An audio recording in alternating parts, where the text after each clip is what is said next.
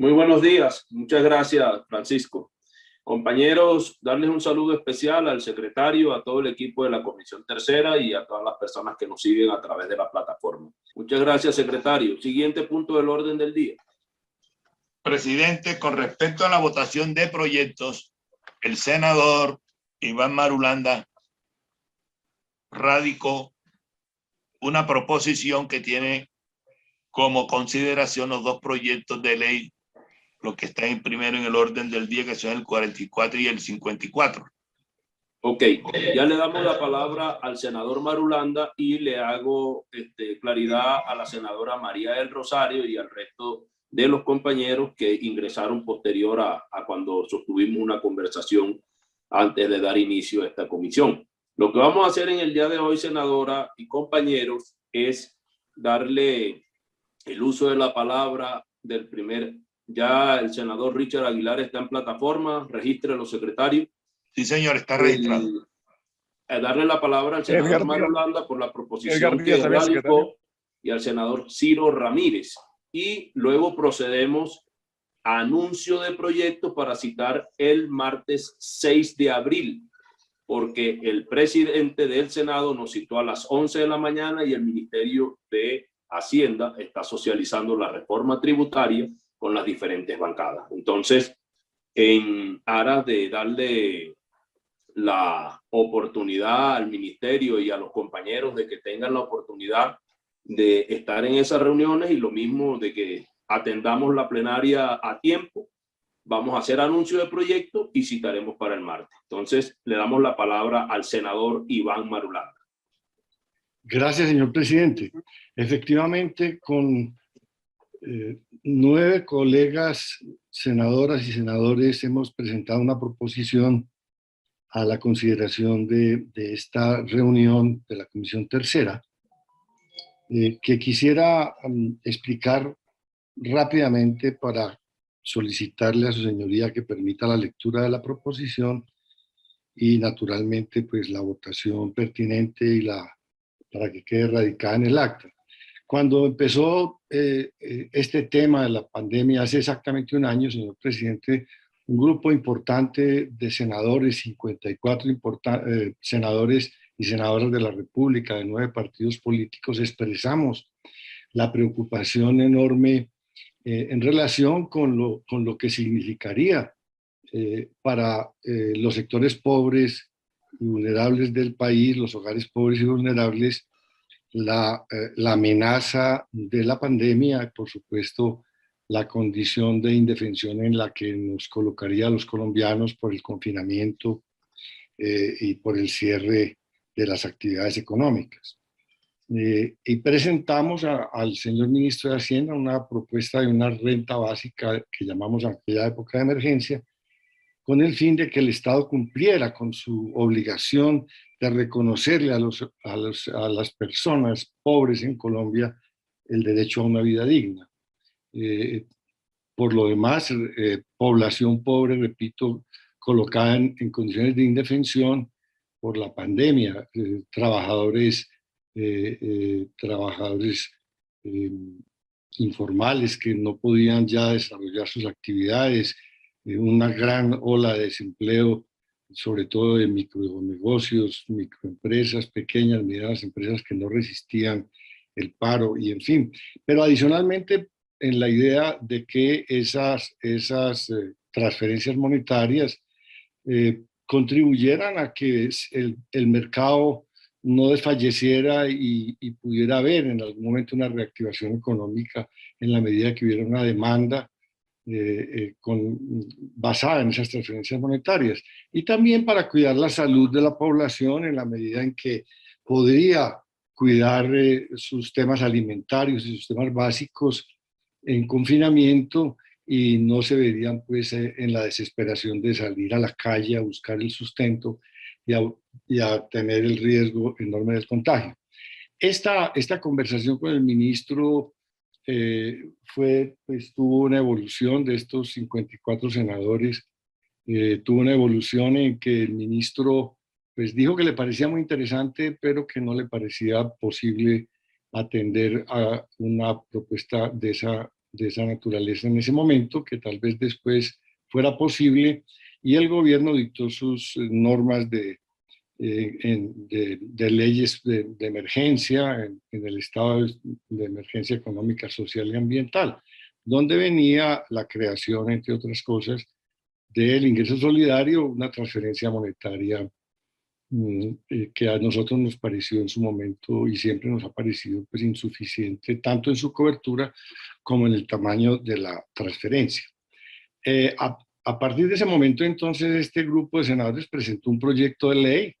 en la primera legislatura del año pasado, que no tuvo un trámite final. Luego, el 20 de julio, volvimos el mismo grupo de senadores con un grupo de representantes a la Cámara a presentar un proyecto de ley de una renta básica de emergencia, ya con una cobertura mayor, porque ya había pasado bastante tiempo de confinamiento y de parálisis económica y de penuria en los sectores pobres y vulnerables de la sociedad, y entonces ampliábamos la cobertura de esa renta básica de emergencia a 5 meses, 3 meses con un salario mínimo legal vigente por hogar y 2 meses adicionales con medio salario mínimo legal vigente por hogar. Ese proyecto de ley está corriendo en su trámite en el Congreso y hoy debería presentarse entonces la ponencia que fue suscrita por mí y otra ponencia suscrita por el senador Ciro Ramírez. Al mismo tiempo, el 20 de julio también, o por esos días, el Centro Democrático presentó un proyecto de ley ampliando el ingreso solidario. El senador Ciro Ramírez nos explicará ahora con detalle y exactitud, ampliando el ingreso solidario tanto en su cobertura como en su magnitud de la transferencia y proponiendo que fuese permanente. A ese proyecto de ley yo presenté una ponencia que está precisamente para la discusión también con la ponencia del senador Ciro Ramírez, en la cual sostengo que la idea de una renta básica o de una transferencia monetaria permanente es una idea correcta que siempre habíamos estado promoviendo y sosteniendo y que nos parecía que algún día tenía que llegar al país, y por lo mismo la recibíamos por mi parte como ponente de una manera positiva, y propuse una manera diferente de calcularla y una cobertura diferente, y está entonces sobre la mesa esa ponencia que plantea, digamos, otro escenario, pero dentro de la misma idea de que sea una transferencia monetaria permanente. Pero además, hace pocos días se reunió una cumbre social y política en la cual más de 4.000 ciudadanos y ciudadanas, más de 500 organizaciones sociales y más de 50 senadores y representantes suscribimos entonces una nueva propuesta ya de renta básica permanente, y se configuró esa propuesta en un proyecto de ley que ya ingresó también al Congreso, que está en trámite, que debe estar para ser radicado por la Secretaría General del Senado en la Comisión Tercera. Pero adicionalmente, el ministro de Hacienda y el propio presidente de la República nos han anunciado que viene una propuesta del gobierno de transferencias monetarias más amplias de lo que se ha venido cubriendo con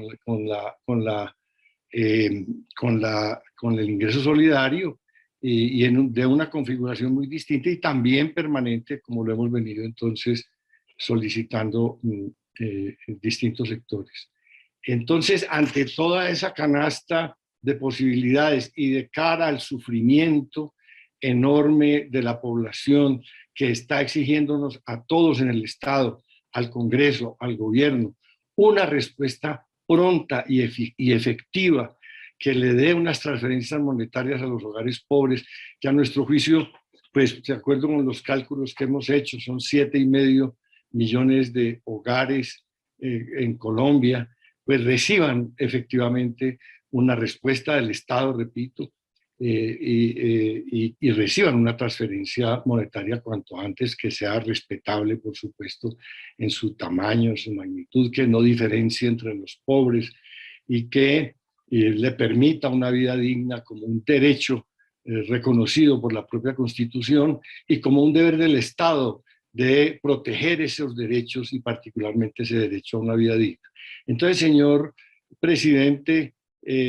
con 10 honorables senadoras y senadores, la senadora Castellanos y 9 senadores, nos permitimos presentar una proposición en la cual decimos señor presidente, que esta comisión abra una mesa de conversación sobre toda esta canasta de posibilidades para que con el gobierno concertemos y construyamos juntos una respuesta de Estado a la sociedad colombiana, a los sectores pobres y vulnerables de este país, como una respuesta patriótica, como una respuesta responsable a la situación de angustia que está viviendo esa población y al mismo tiempo, repito, para darle a los sectores productivos la posibilidad de tener un mercado que le dé sostenibilidad a la reactivación económica y que le permita al mismo tiempo esta transferencia monetaria a las familias cuidarse de la terrible pandemia que parece interminable. Señor presidente, entonces le ruego el favor de que permita la lectura de la proposición y que sea